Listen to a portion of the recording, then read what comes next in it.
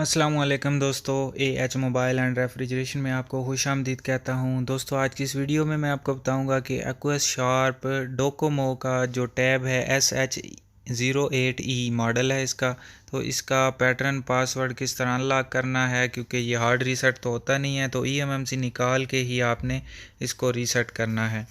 तो दोस्तों, अगर चैनल पे नए हैं तो चैनल को सब्सक्राइब कर दें। अगर अगर ये वीडियो आप फेसबुक से देख रहे हैं तो फेसबुक का पेज भी लाइक करके फॉलो कर लें, क्योंकि यहाँ पे भी ऐसी वीडियोस अपलोड होती रहती हैं।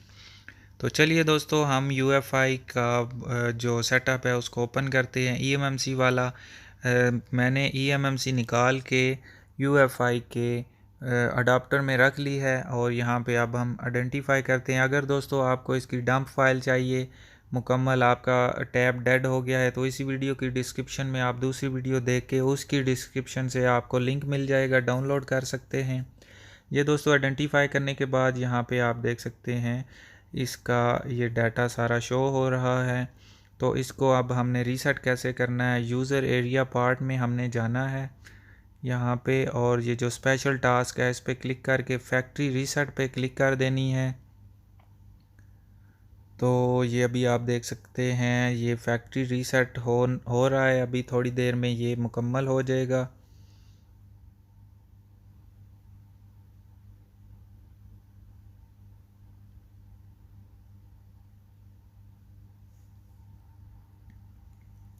जी, तो दोस्तों आप देख सकते हैं ये रीसेट हो चुकी है। उसके बाद हम FRP को रिमूव कर लेते हैं।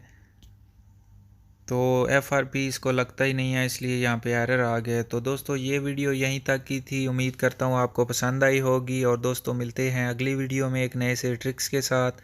तब तक के लिए अल्लाह हाफिज़, अल्लाह निगहबान, पाकिस्तान जिंदाबाद।